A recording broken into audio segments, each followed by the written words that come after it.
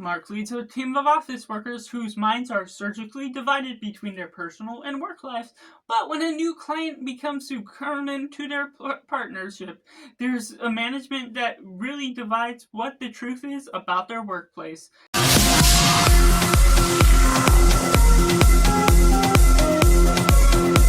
And welcome Cinema, where we focus on a film. I'm Josh, this is Simply Cinema. Let me know down in the comments below what you thought of Severance Season 1. Do you like it? Do you not like it? Or is it somewhere right in the middle? Let me know your connection, how it all comes off to you, and make sure to like this video if you enjoy it. Subscribe if you haven't already to join in the film culture community where we talk about the love of cinema as a whole and taking it right into the positive. Overall, Severance is a fantastic show. What they're dividing into the nature of all these ideas, these thematic elements. The performances are fantastic. What we get out of the main four: Adam Scott, Zach Cherry, Ellie Blau, and John Turturro, and the divided side characters as well, just deliver quite effectively the nature of this mystery, what all is going on, the division of the personal and work lives, what we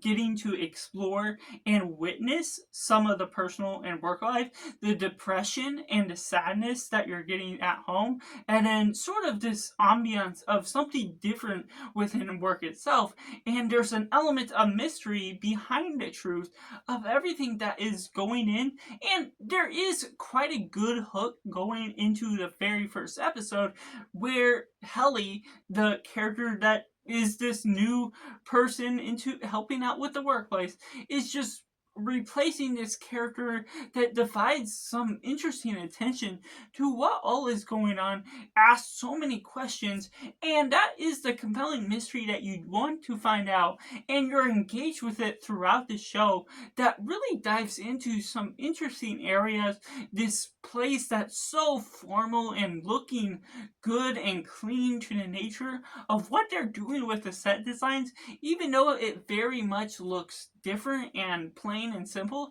it very much effectively works. And you also get the episodes that are outside of the workplace itself, where it may not be dirty, but it's very different because it's dark, having to do these different things, having to find out about Mark's family, everything you're finding out. And it's exploring such a great nature to the show, to life as a whole, thematic elements of friendship, of love, of hardship and sadness, depression, all these different emotions that you're dealing with in the workplace, outside of the workplace, and how they utilize this severance to get rid of the sadness for 8 hours a day once they're at work, and also utilizing that as a thematic thing to also show the people that are against severance, that are against the people doing that job. And so having different riots or different stand-ups at a place in order to try and cancel those people out is something that's interesting because of the nature of what it does. And it doesn't overdo that. It doesn't try and feel real worldly to any personal experience we are witnessing, but it still goes deep down to earth with this fictional sense to the nature that you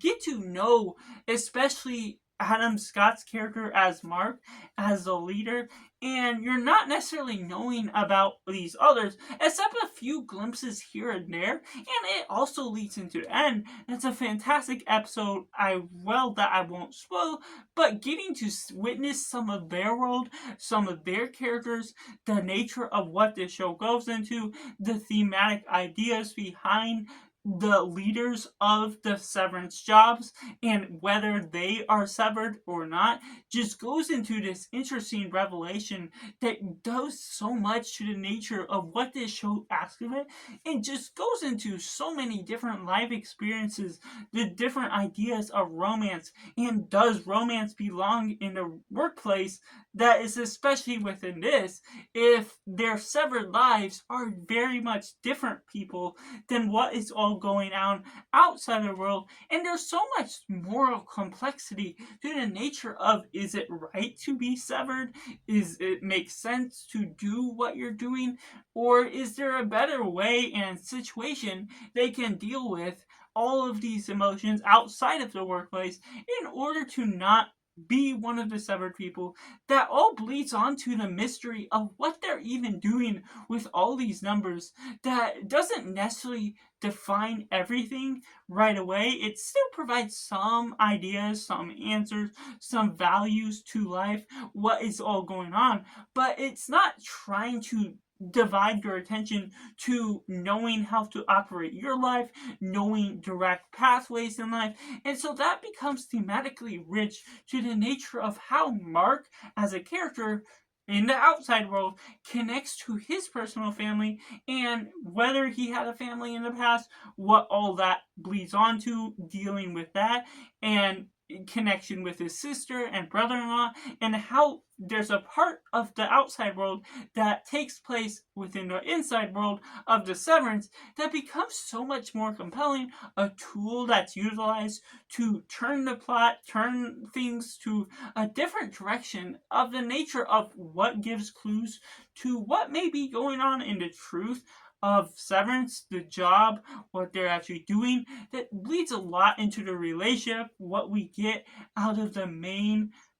cast, the four people that are working on in the workplace, Amar, Kelly, and just how that all works on the romance between a couple of those people, and then also getting Irving that goes on and meets some new people, that there's new areas of the office they explore, that even though it is an element of sameness to the setting that they're witnessing, there's a new workplace that they are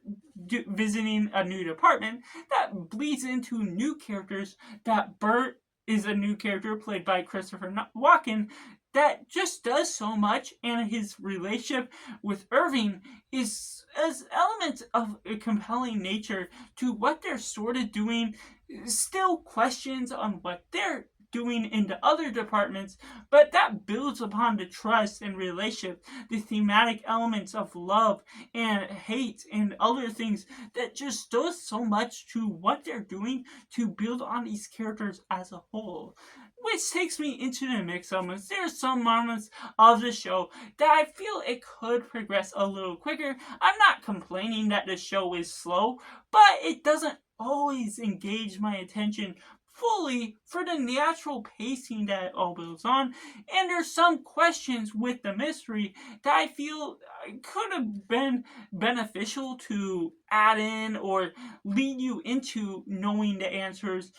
a little bit sooner on. Maybe not give the direct answer, but give you clues to be able to understand what all is going on, to at least engage you a little bit more. For my personal experience that I had watching the show, that even with 9 episodes at an hour each, it's not too long. I feel it's appropriate to the nature of what they're extending out to you, but there's also some parts that feel like it's not necessarily wasting time, but not filling some of the moments with all of the engagement that really bleeds on to the natural idea of what this show is exactly offering. Maybe do a little bit more with some of its themes, progress some relationships a little bit quicker, or engage you with new characters that satisfy the nature of where this show is ultimately going as a whole. And taking it into the negatives, I'm not a huge fan of taking season 1, ending it with a cliffhanger. I don't believe they had a green light knowing season 2 was coming. But regardless, even though I watched this show for the first time just recently, knowing season 2 was out as I was watching it, it's just not something that I love. I love when seasons wrap things up to the nature of the story. Even if there's a lot of open area to where the show can go forward, they ended it right at a moment that you really want something to happen. And even though, in my personal experience, I could have started season 2 right then and there, it's not a conclusion that I wanted to wrap up things in a way that just didn't finish certain aspects of the arc off, answer too many questions that would have satisfied things a little bit more for calling it its own season. So that just really bleeds into some negative areas that I personally have a problem with when watching PG shows, wanting certain things to end where they need to end, and then going on to the next season with some open areas to go into, but not having to answer so many questions and catch up on where this past season ended up. So that's just my personal review for Severance Season 1, which I have to rate a simply 8 out of 10. Let me know in the comments below what you thought of Severance Season 1. Was it good, was it bad, or somewhere right in the middle? Or if you're now looking to check it out for yourself, make sure to like this video if you enjoy it, subscribe if you haven't already to join in film culture community where we talk about the love of cinema as a whole. So that's just all, and make sure to do yourself a favor and go watch a movie.